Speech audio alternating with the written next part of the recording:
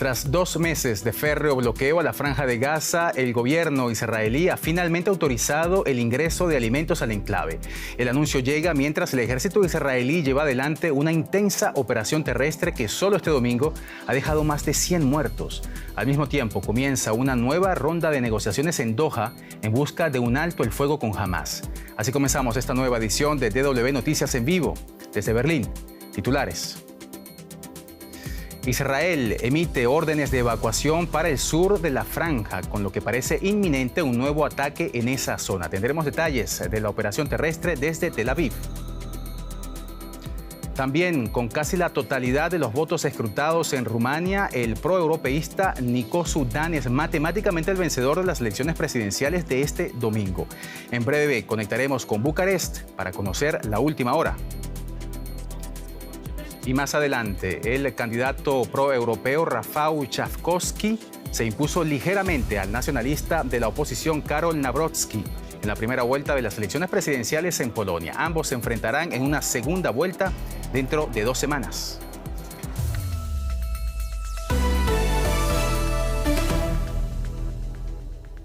Soy Johan Ramírez. Bienvenidos al programa. Este domingo, el gobierno del primer ministro israelí Benjamin Netanyahu anunció que permitirá el ingreso a Gaza de lo que denominó una cantidad básica de alimentos. Esto después de mantener un bloqueo humanitario desde el 2 de marzo que no permitía la entrada de comida, agua potable, combustibles y medicamentos. La medida había sido criticada por parte de las agencias humanitarias preocupadas por una hambruna inminente en el enclave palestino. El anuncio se da horas después de que las fuerzas de Israel comenzaran una nueva ofensiva terrestre desplegando unidades en el norte y en el sur de la Franja de Gaza. Y para ampliar estas informaciones, saludamos desde Tel Aviv a la periodista Maya Siminovich. Maya, un gusto saludarte. ¿Por qué Israel toma esta decisión en este momento y a partir de cuándo comenzará a entrar la ayuda humanitaria en Gaza? ¿Qué detalles conocemos hasta ahora, Maya? Hola, Johan. Lo que conocemos es lo que ha dicho el primer ministro, que esta tarde anoche más bien se reunió con el gabinete y les dijo que esto iba a ser así. No sometió a votación el ingreso de ayuda humanitaria como suele ser protocolario y se le reprochó aparentemente el ministro Ben-Gvir quería votarlo y votar en contra. Netanyahu impuso esta realidad y luego dijo en un comunicado que esto sucederá en las próximas horas y de manera inminente y durante un periodo corto de tiempo hasta que se establezca un mecanismo que se está gestando con Estados Unidos, un fondo de ayuda apoyado por Estados Unidos que en principio coordinaría la ayuda humanitaria en Gaza para evitar que jamás se adueñe de ella. Ese es el objetivo tanto de Israel como de Estados Unidos.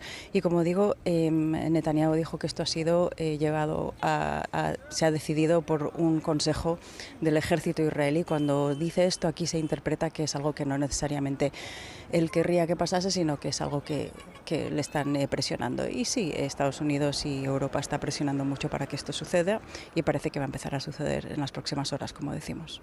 Maya, lo cierto es que mientras esto ocurre en el terreno, continúa una intensa ofensiva israelí en Gaza.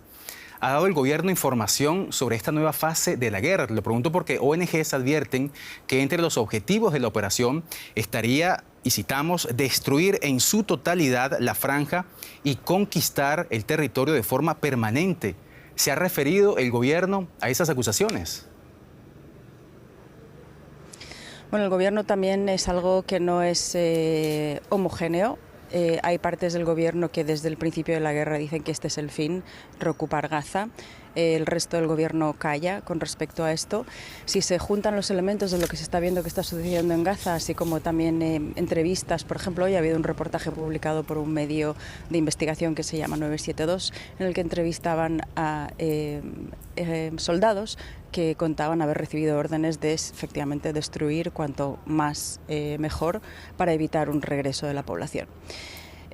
Como digo, son muchas piezas de un puzzle que si se ponen todas juntas parece que las lecturas de las ONGs parece que por ahí van, pero al mismo tiempo están negociando Israel y Hamás con los mediadores en Qatar y parece que tal vez hay indicios de que vayan a llegar a algún acuerdo, aunque sea temporal, con la promesa de que sea algo más permanente. Eso es lo que está presionando muchísimo Estados Unidos. Jamás es lo que desea. Israel estamos en la incógnita de si realmente va a parar esta ofensiva que ha empezado hace 4 días, pero que ha anunciado solo hoy. Ingresarán entonces alimentos a Gaza al tiempo que, como decíamos, una intensa ofensiva tiene lugar en el terreno. Lo conversábamos con Maya Siminovich desde Tel Aviv. Maya, muchas gracias y hasta la próxima. Gracias, Johan. En otras noticias, el expresidente de Estados Unidos, Joe Biden, fue diagnosticado de una forma agresiva de cáncer de próstata con metástasis ósea. Así lo anunció este domingo su oficina. El exmandatario y su familia están evaluando posibles tratamientos con su equipo médico. El diagnóstico se produjo después de que le hallaran un nódulo prostático en unas pruebas. La oficina del exmandatario explicó que el cáncer parece ser sensible a las hormonas, lo que permitiría un tratamiento eficaz de la enfermedad. Joe Biden, recordemos, dejó el cargo el pasado enero tras cumplirse su mandato y luego de ser relevado por Donald Trump. En otro de nuestros temas de titulares, jornada de elecciones presidenciales en Rumania. El pro-europeo Nicusor Dan ha logrado una ajustada victoria frente a su rival, el ultranacionalista George Simion. Los comicios contaron con una alta participación de alrededor del 65%. En un discurso, el ganador afirmó que la sociedad rumana había demostrado una fuerza impresionante, pero advirtió de que se avecinan tiempos económicos difíciles. Tras confirmarse los resultados, Dan aseguró que buscará que el nuevo gobierno de coalición incluya a los 4 partidos de centro, derecha y centro izquierda, pero no al partido de George Simion. Este, por su parte, rechazó el escrutinio y pidió a sus partidarios que no permitan un fraude electoral. Ampliaremos esta información en nuestros próximos informativos. En Polonia, el candidato pro-europeo Rafał Trzaskowski se impuso ligeramente este domingo al nacionalista Karol Nawrocki en la primera vuelta de las elecciones presidenciales de ese país, una votación definitiva para el futuro del gobierno actual. Trzaskowski, de la coalición cívica encabezada por el primer ministro Donald Tusk, promete relajar la legislación sobre el aborto y proteger los derechos del colectivo LGTBI. Trzaskowski, sin embargo, no logró superar el 50% de los votos, por lo que habrá segunda vuelta el próximo 1 de junio. En ella enfrentará a Nawrocki, del Partido Nacional Conservador, Ley y Justicia. La campaña estuvo dominada por temas como la política exterior, la inmigración y la guerra en Ucrania. Aunque el cargo presidencial es en gran parte simbólico, conlleva un importante derecho de veto del cual el actual mandatario Andrzej Duda ha hecho amplio uso. Un equipo de Deutsche Welle en Varsovia conversó con algunos electores a la salida de los centros de votación este domingo y esto fue lo que les dijeron. En estos tiempos tan peligrosos, necesitamos un presidente fuerte, un presidente decidido que sea capaz de hablar con otros líderes fuertes.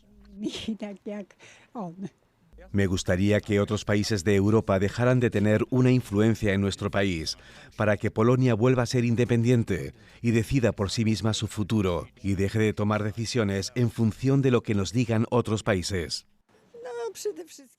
Lo más importante es que necesitamos políticos honestos, pero no creo que ningún candidato haga milagros.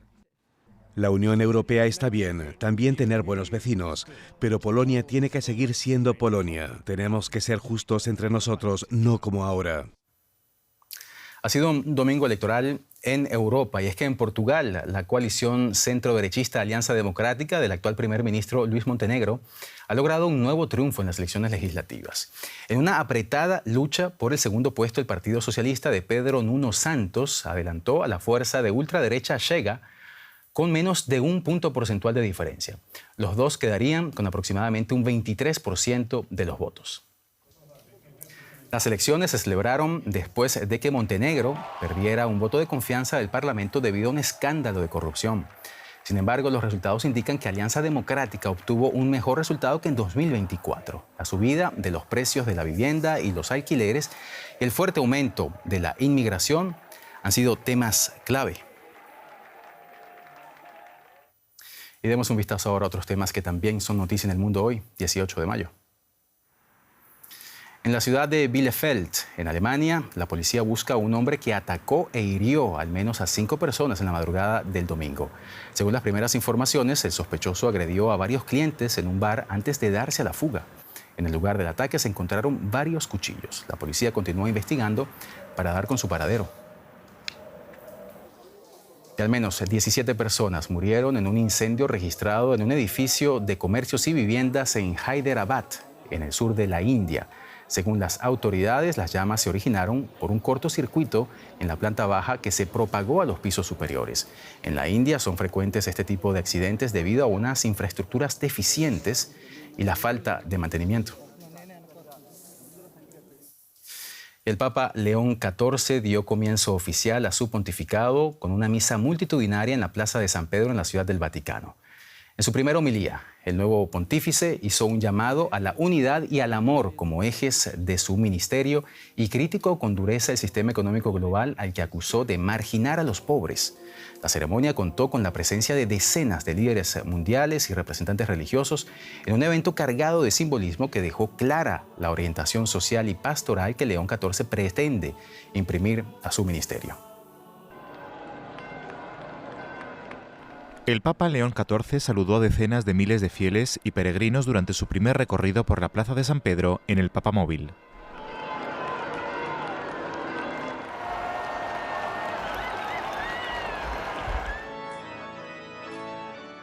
Tras rezar en la Basílica de San Pedro, el nuevo pontífice se mostró visiblemente conmovido al recibir la tradicional estola de palio, así como el anillo del pescador.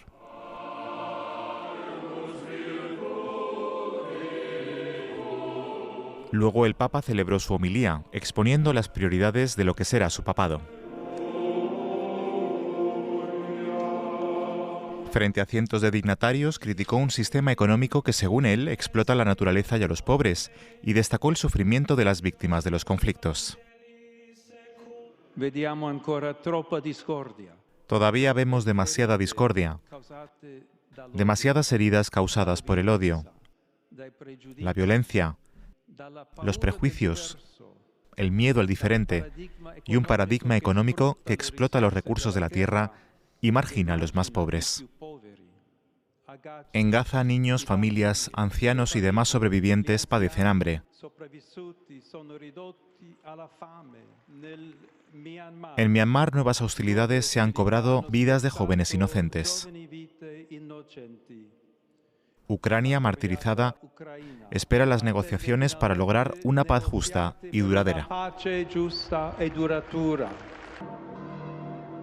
Posteriormente, el Papa León XIV saludó a los dignatarios en la Basílica de San Pedro, incluyendo al presidente de Ucrania, Volodymyr Zelensky, al secretario de Estado de Estados Unidos, Marco Rubio, y al vicepresidente estadounidense, J.D. Vance, un converso al catolicismo y el último líder mundial en visitar al predecesor de León XIV, el Papa Francisco, antes de su fallecimiento. La elección de un pontífice proveniente de un país que ya domina el escenario político mundial también ha suscitado críticas. Pero en su misa inaugural solo hubo entusiasmo. Su trayectoria es perfecta para el mundo. Se preocupa por todo el planeta, no solo por un país en particular. Tiene un gran corazón. Sabemos que trabajó con los pobres en Perú. Rezamos para que sea un Papa santo, un Papa que pueda unir a todos, un Papa con un gran corazón que pueda llevarnos adelante. Con múltiples conflictos de difícil solución en el mundo, hay grandes esperanzas de que el primer Papa estadounidense pueda ayudar a traer la paz. Y terminamos con un apunte de fútbol. Doble celebración en Múnich después de que los equipos masculino y femenino del Bayern ganaran la Bundesliga. Miles de fanáticos abarrotaron la Marienplatz para rendir homenaje a los jugadores. Hubo una emotiva despedida para quienes ven en pantalla al internacional alemán Thomas Müller, quien deja el club tras 25 años. Para el equipo masculino, este es el 12º campeonato en 13 años, pero para el delantero Harry Kane, este es el primer trofeo de su carrera. El inglés se unió a los cánticos de la afición con su compatriota Georgia Stanway, que ayudó al equipo femenino a ganar el doblete de la Liga y la Copa.